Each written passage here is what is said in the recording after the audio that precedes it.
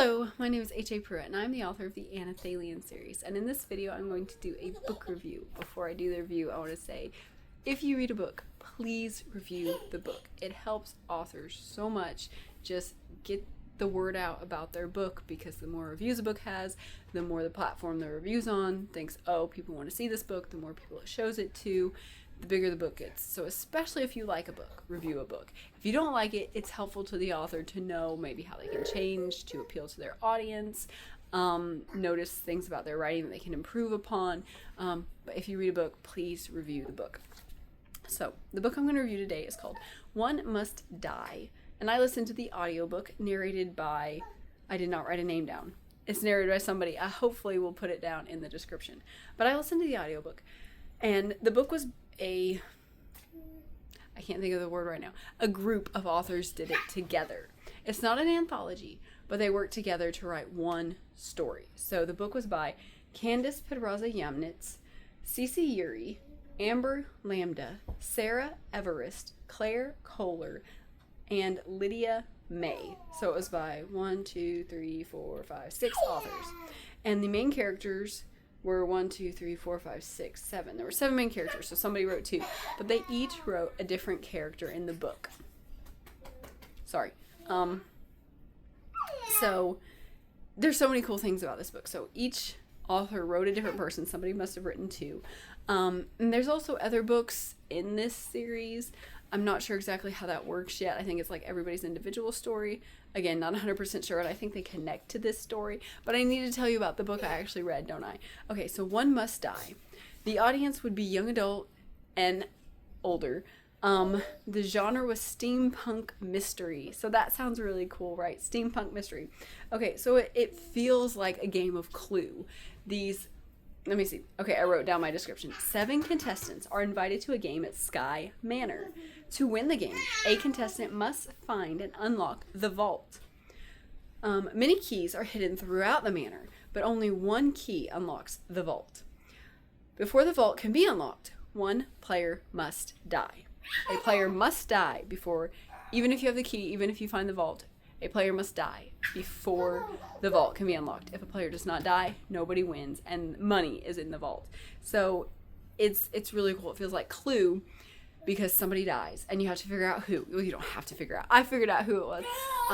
But you want to figure out who does it, and there's also this strain of, like, in the game, the players don't want to kill somebody, but they also are there to win the money, and they have specific reasons why they want to win the money.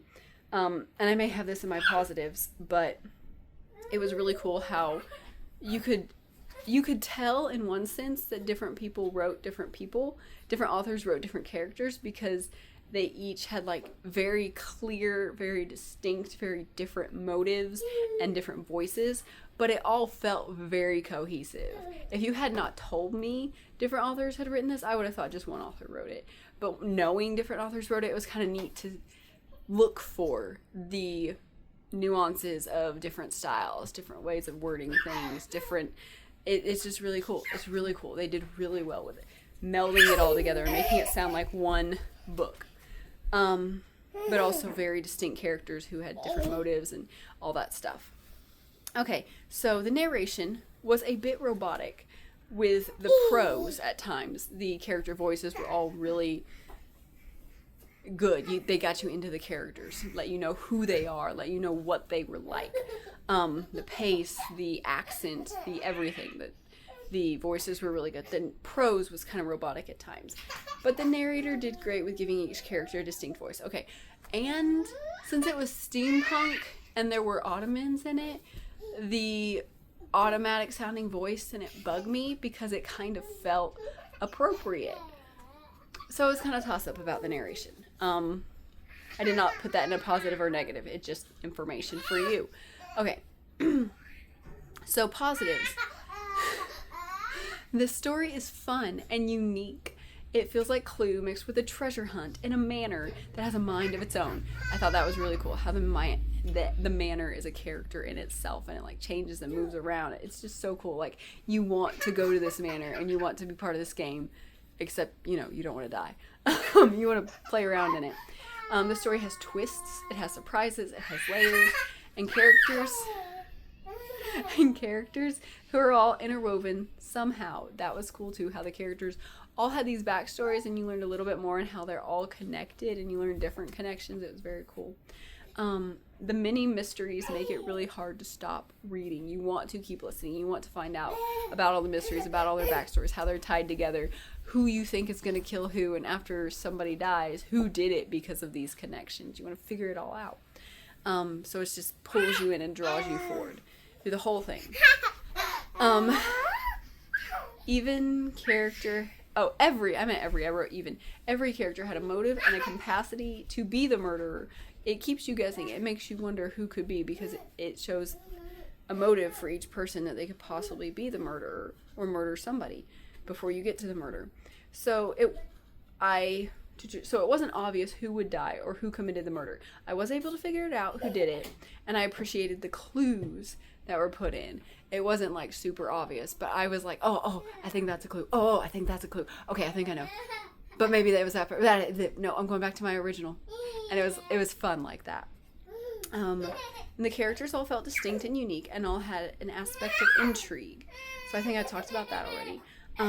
Maybe a negative. This is just maybe a negative. This is the only thing that I didn't super duper enjoy. I did wish the characters were described more through the whole book, so I could get a visual of what they looked like. In the paperback, I'm not 100%, I think there are pictures of the characters, and so that would be really helpful. But I listened to the audiobook, so I didn't get the visuals of that. So it would be nice if they were described a little bit more, so I could get the visual of the characters themselves in my head. The house and rooms were described really well, though. So these authors can describe things, but I think, like I said, I think there's pictures, so maybe that's why they weren't described so much. But the house was described really well. Like, I can still visualize, especially one hallway, and different parts of the mansion. I can still visualize it, and I read this back at Christmas, and it's August now. And again, this may be my fault because I have trouble focusing on audiobooks sometimes.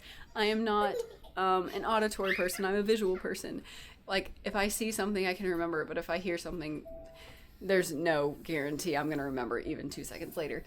So it may be my fault. That's why it's maybe a negative too. They may have described them and I may have been doing something. Okay? But overall, it's a really fun book. Really fun, really unique, draws you in. The mystery is so fun. It's like a game of Clue mixed with a treasure hunt that has a manor with a mind of its own. So that kind of sums it up really well. Clue, treasure hunt, living house, and One Must Die. It's very cool. Definitely check it out. Again, it's called One Must Die by Candice Pedraza Yamnitz, Cece Urie, Amber Lambda, Sara Everest, Claire Kohler, and Lydia May. Check it out. Tell me if you've read it. Do you like mystery? Do you like books that sound like this? Do you like steampunk books? So comment, like this video, share it with others, subscribe to my YouTube channel, and thank you for watching. Bye! Here he comes!